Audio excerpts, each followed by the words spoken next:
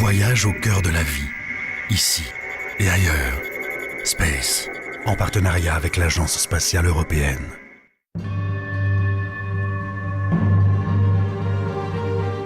Mars nous intrigue encore et toujours. Une série de missions l'ont exploré, des robots l'ont survolé, arpenté et continuent de le faire, et bientôt ils creuseront son sol en profondeur. Leur objectif commun, trouver des indices qui permettront de répondre à la plus grande question qui agite les scientifiques. La vie s'est-elle à une époque développée sur Mars ? S'il y a eu de la vie ailleurs que sur Terre, Mars était vraiment une destination de choix. Une destination de choix, mais une énigme à bien des égards. Nous en sommes à peine aux premières étapes de sa résolution.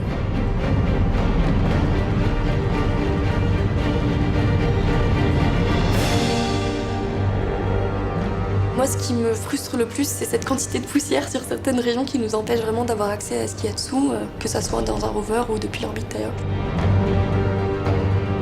Mettre la main sur des preuves de vie nécessite des compétences, celles des plus rusées des détectives.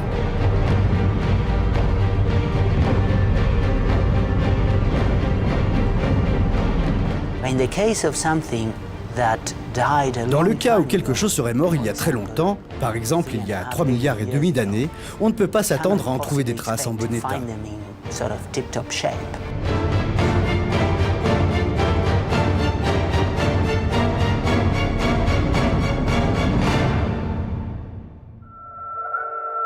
Nos connaissances sur Mars ont progressé à pas de géant au cours des 10 dernières années. Mars Express de l'Agence spatiale européenne, l'ESA, contribue largement à ce succès. Le satellite vient de fêter ses 10 ans de vol en orbite autour de cette planète.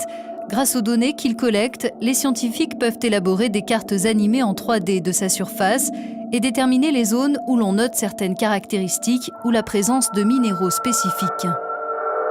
En 10 ans, il y a eu énormément de découvertes. Alors, si je devais en citer quelques-unes, je commencerai par la détection de ce qu'on appelle les minéraux hydratés. C'est-à-dire c'est des minéraux qui ont été formés en présence d'eau à la surface de Mars.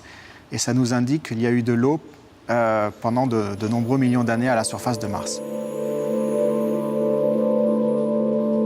La présence récurrente de ces minéraux hydratés dans plusieurs secteurs de Mars a suscité des interrogations chez les spécialistes. Déterminer où se trouvent ces argiles et ces sulfates permet de mettre en évidence les zones où il y a eu de l'eau à une certaine époque. Les argiles, en fait, c'est quelque chose qui se forme sur Terre avec de l'eau liquide. Et il faut pas mal de temps pour altérer une roche, pour la transformer en argile. Les sulfates, c'est quelque chose qui peut se former un petit peu plus rapidement.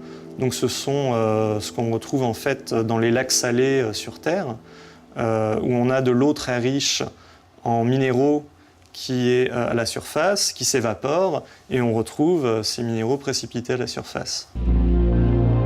Dès les années 60, les premières images de la surface de Mars provenant de la sonde spatiale Mariner 4 ont alimenté les spéculations sur la présence de l'eau et de la vie.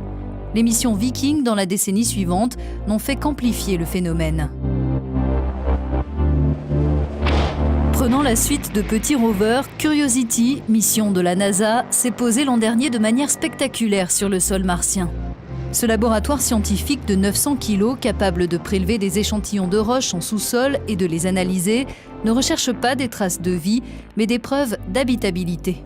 Curiosity s'est posée près de l'équateur, un petit peu dans l'hémisphère sud. Alors, on peut le repérer à partir des volcans qui sont au-dessus. Vous avez ici le volcan Elysium dans l'hémisphère nord. Et un peu plus au sud, vous avez le cratère Gale, où s'est posée Curiosity. Le rover Curiosity dispose d'un outil particulièrement perfectionné, un laser baptisé ChemCam, conçu et testé à Toulouse, en France.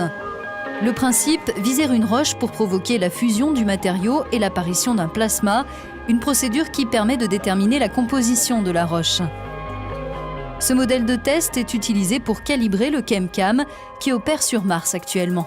Ce que vous voyez là, c'est ce qu'on appelle l'enceinte martienne. Donc en fait, on va placer ces rochers à l'intérieur, on va faire le vide, et puis après on va le remplir avec cette bonbonne de gaz qui contient un gaz similaire à l'atmosphère martienne. Et ça va permettre en fait au plasma qui va se créer sur la roche d'être dans les conditions de Mars. Le rover a déjà marqué la planète rouge de son empreinte. Son laser ChemCam peut viser des cibles se trouvant jusqu'à 6 mètres de distance et les étudier pour voir si elles présentent un intérêt scientifique. Si c'est le cas, Curiosity s'en approche et prélève un échantillon.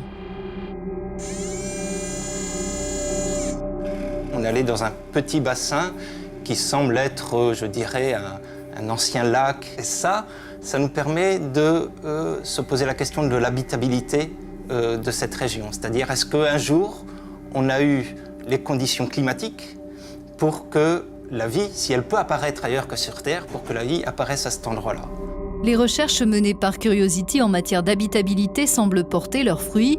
Sur le site où il s'est posé, il a établi la présence à une certaine époque d'une eau à la bonne température et avec l'acidité qui convient sur une période suffisante.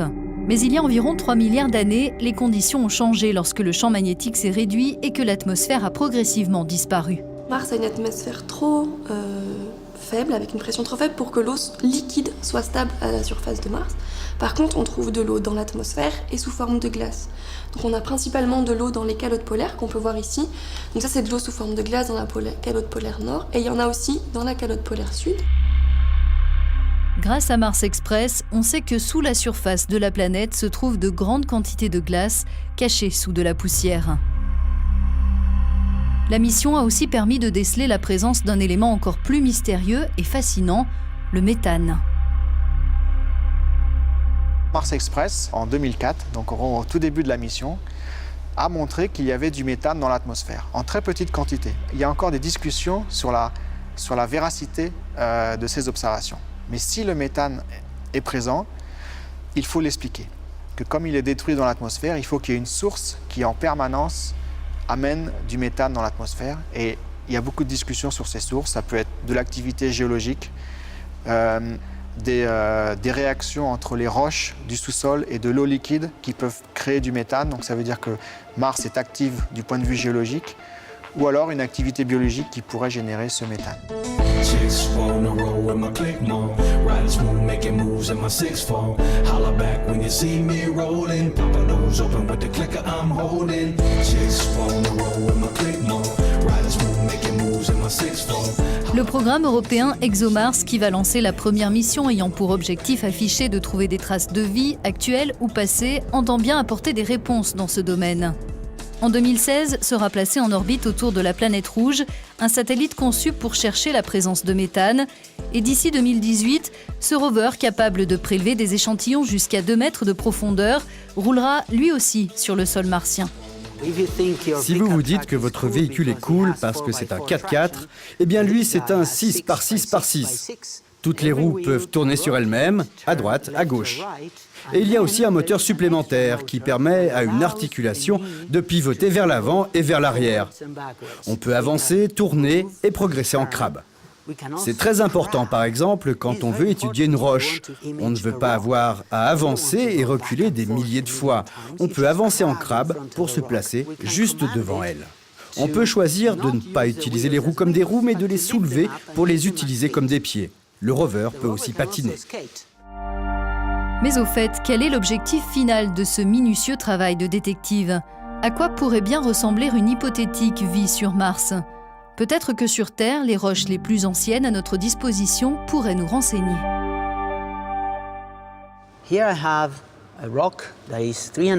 Voici une roche qui a 3,5 milliards d'années. Cette roche s'est formée lorsque de la cendre volcanique est tombée dans une lagune.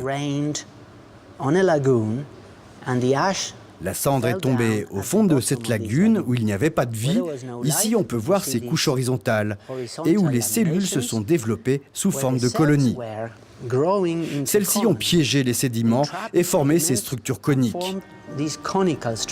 Là, on peut voir comment le cône se forme et là, on voit à quoi ressemble ce cône sur le dessus de la roche. Si on trouvait quelque chose de ce genre sur Mars, ce serait très exaltant.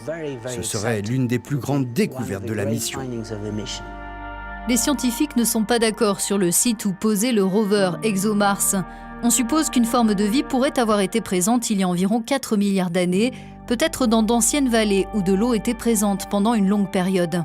La vallée Mars Valley, c'est un endroit très intéressant parce qu'il y a sur place un gisement massif d'argile. Et c'est l'un des sites les plus anciens que nous ayons découvert sur Mars jusqu'à présent, et il se situe à une altitude que l'on peut atteindre. Les secrets de Mars semblent nichés dans la poussière et perdus dans la nuit des temps. Mais l'assemblage du puzzle martien progresse rapidement, un défi qui pourrait aussi nous en apprendre beaucoup sur notre planète. Est-ce que la vie est apparue plusieurs fois sur Terre? On a eu les conditions sans doute à plusieurs endroits sur Terre pour que la vie apparaisse. Est-ce qu'elle est apparue à plusieurs endroits en même temps? Est-ce qu'elle a apparu, disparu, réapparu, etc. Si on arrivait déjà à voir ça sur Terre, ça voudrait dire que quand les conditions sont réunies, c'est assez facile pour la vie d'apparaître. On ne sait pas si la vie est apparue sur Mars, mais si c'est le cas, ce doit être une forme de vie qui assimile les éléments chimiques ou minéraux. Donc, pas des bactéries photosynthétiques, telles qu'on les connaît aujourd'hui, qui produisent de l'oxygène, mais la forme de vie primordiale que nous avons eue également sur Terre lorsqu'elle était très jeune.